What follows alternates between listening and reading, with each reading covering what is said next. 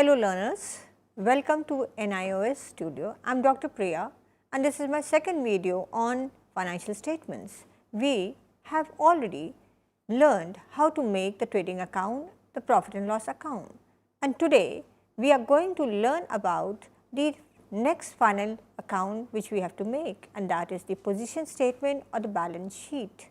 So, today I will be talking to you about how to prepare and record the entries on the position statement, the balance sheet, and also before that I would be talking to you how do we marshal all entries onto our balance sheet. So, first and foremost, let me define to you what is a balance sheet. Children, learners, do not forget it is not an account, it is just a mere statement, a simple statement of what your obligations are and what your resources are. Resources are your assets, your obligations are your payments to your internal and external liabilities.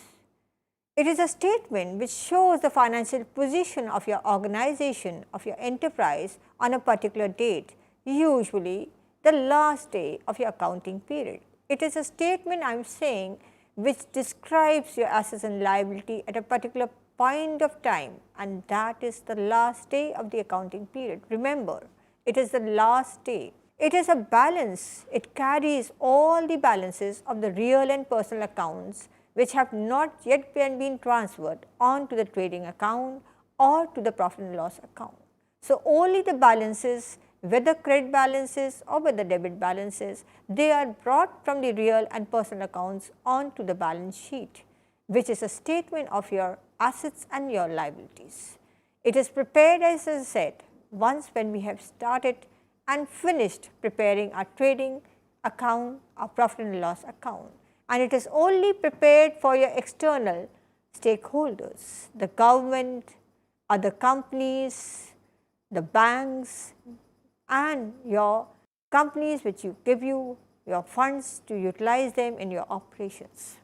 So, a balance sheet would look somewhat like this.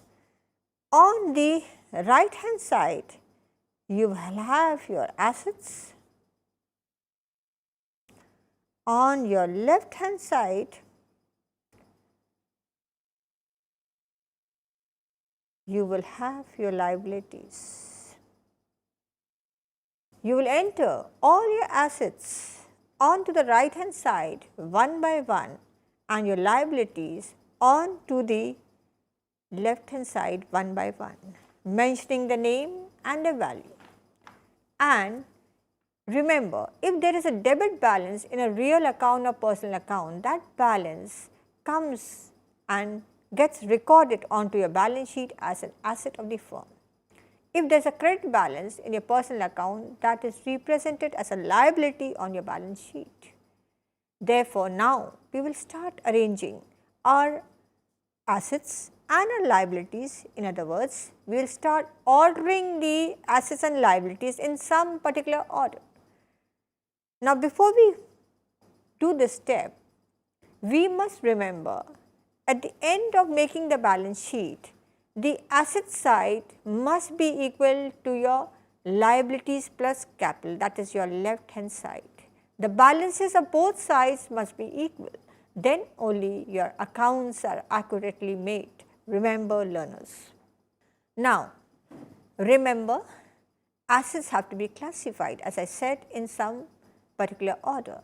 Before I speak of those two particular orders, the order of permanency and order of liquidity, let me tell you in brief, which I know for sure you are aware of, is the classification of assets. Assets can be classified into current assets and fixed assets. Fixed assets are of a permanent nature. They increase the production capacity, the business capacity of your firm. Your current assets are those assets which are used in one particular year for your operations, for converting them into your receivables, into cash, your revenue. Whereas your liabilities are your claims against the assets, against the resources of your business enterprise. Therefore, they are divided into two, internal liabilities and your external liabilities. Your biggest internal liability is the capital which is being contributed by the owners or the promoters of your business enterprise.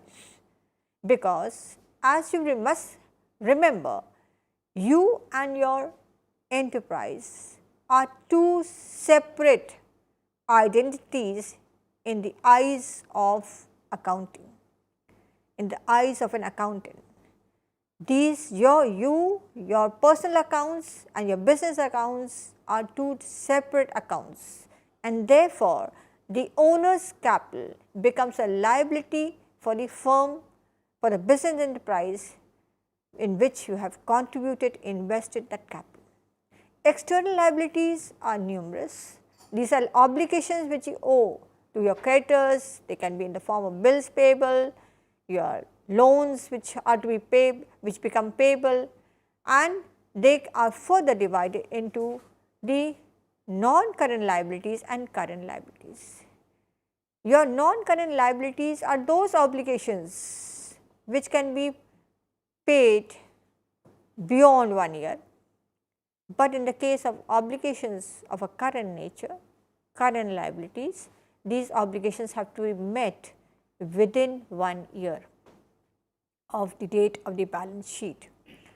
Now, we can now begin the next step by finally arriving at this conclusion that liabilities represent what business owes to others, and it must always be equal at the end of the making of a balance sheet to equal to what a business unit owns or what resources it owns. Now, as I said, we will now start entering all the assets and all our liabilities onto a balance sheet, but in some particular order. Now, keep in mind, learners, that there are two orders which can be used. First is the liquidity order. The liquidity order clearly states that assets of the highest liquidity have to be written first, and assets of the highest liquidity is, learner, your current asset category group of assets. So, first and foremost item here would therefore become cash in hand.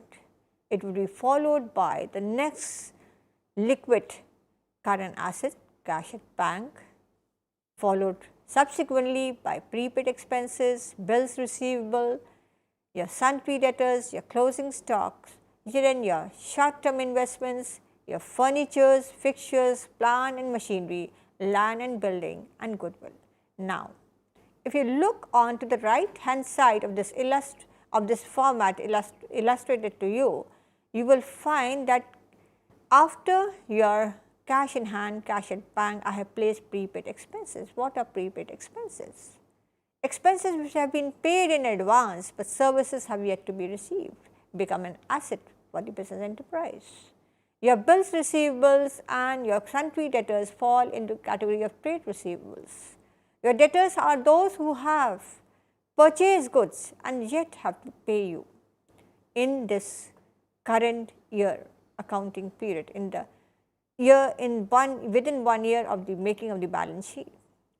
Closing stock is the stock left at the end of the accounting period. It is also an asset because it comprises of the stock of your manufactured goods, finished goods, your semi-finished goods.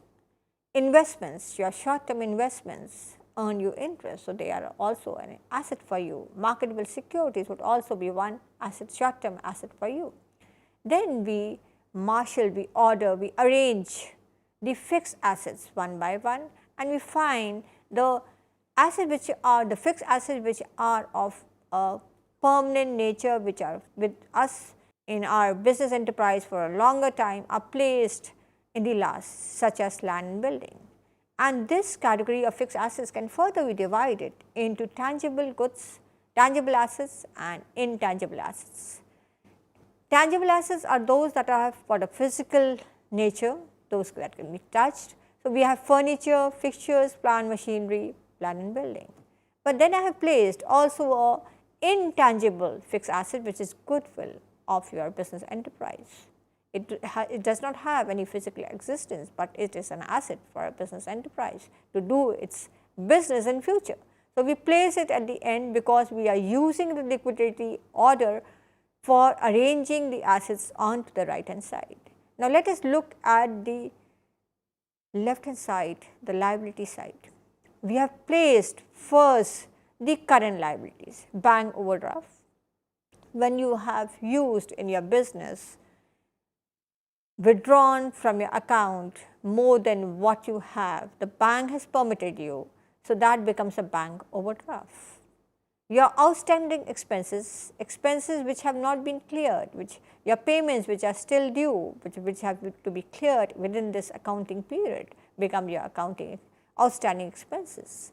Bills payables, sundry creditors, all these are your obligations of short term to be paid within one accounting period, with usually 1 year. Your short term loans, then we have the non-current liabilities, the long term liabilities. We have reserves, we have capital. Now, in your capital, we have to add net profit, if any, which we have earned and which we have shown in our profit and loss account. If we have not earned net profit, then we must have surely, learners, incurred a net loss, and that has to be entered here. And if there has been any withdrawals from your capital in the form of drawings, that has to be deducted from the capital that has been initially invested into your business enterprise. And now, we can now balance both sides, and we will find in the end that our obligations will always be equal to our resources. In other words, what we owe to others is equal to what we own. Now, coming to the next marshalling order. In this particular illustration which I have taken up, you find that the order of placing my assets has reversed. In the beginning, I have placed goodwill, learners, and in the last, I have placed cash in hand. Now, this is permanence in terms of these assets being there with us in the business enterprise. In your liquidity order, we were talking of how fast the different assets could be converted into cash or near cash. So, we had placed cash in hand and cash at bank in the beginning, and land and building, goodwill, which are the least liquid assets in the end. And now, we have placed them according to permanence. So, here goodwill, the non-current assets, which is intangible, is placed in the first, followed by land and building, plant and machinery, furniture, fixtures, goodwill, investments. Then come our current assets, closing stocks, sundry debtors, bills receivable, prepaid expenses, cash at hand, cash in hand. Now, moving on to your liability sides, there is again a reverse order which I have followed. I have brought capital onto this balance sheet format as the first item, because it is going to be with the business enterprise for a longer duration, maybe till the business enterprise exists. And to that we have added any net profit which we have shown on our profit and loss account, or we have to deduct net loss, if any, we have shown on the profit and loss account. From that we deduct drawings. As learners, we have to take care that whatever we have invested has become the capital. So, if there is any drawing, that also has to be recorded in the balance sheet to give us a correct estimate of what we own and what we owe, whether it is to our internal or external stakeholders. Now, next item is reserves, then loans, Then we move on to our current liabilities, the sundry creditors, bills payable, outstanding expenses and bank overdraft. And once we have entered and recorded all assets and liabilities in the order of permanence, we can find out the balances of both sides. And again, the liabilities must be equal to all the assets. Now, students, you must remember, if we have already made the trial balance and we are transferring entries from the trial balance, if we are transferring items from the trial balance, then they need to be only appearing in one of the statements, whether it is trading account, the profit and loss account or the balance sheet. But in case of adjustments, which adjustments means which have not appeared on to the trial balance, then we need to be very careful. They have to be recorded at two places, at least in the balance sheet and the trading account, or the balance sheet and the profit and loss account. The reason is that we follow the double entry principle. Now, double entry principle, if the items are coming from the trial balance, that principle has been fulfilled. But if we are talking of adjustments, we have to be a bit careful. We have to have the double entry completed. So, we have to enter those adjustments have to be entered in at least two accounts, the balance sheet and the trading account, or the balance sheet and the profit and loss account. So, learners, let us take a recap of what we have learned today. So, in this particular video, I have taught you how to define a balance sheet. If you recall, a balance sheet is a statement of assets and liabilities. It is a position statement. It is a mere statement, not an account. It has two sides, but it is not a key account. It has two sides which represents what the business owes and what the business owns, what are its obligations and what are its resources. And it is prepared on the last day of the year. It is prepared at a point of time. It is not prepared for a particular period, but at a particular point of time, I repeat, and it is usually meant for your external stakeholders. On the balance sheet, we record all the assets and liabilities. We marshal these assets and liabilities in some order. Maybe we may choose the liquidity order or we may choose the permanence order. The liquidity order says that those assets which are most liquid have to be placed first, followed by the other non-current assets in the order of their liquidity. Liquidity here means how fast an asset can be converted to cash or near cash. On the liability side, again, we will place all those current liabilities first, which have to be paid during this particular 1 year from the making of the balance sheet, followed by the non-current liabilities. But if we choose to make a balance sheet and marshal our assets and liabilities as per the permanence order, then we will place the fixed assets on the asset side on the right hand side first, followed by the non-current assets. Whereas in the case of liabilities, if we follow the order of permanence, we are placing all our long term liabilities first, followed by all our current or short term liabilities. But whatever be the order, remember to bring all your balances of your real and personal account onto your balance sheet.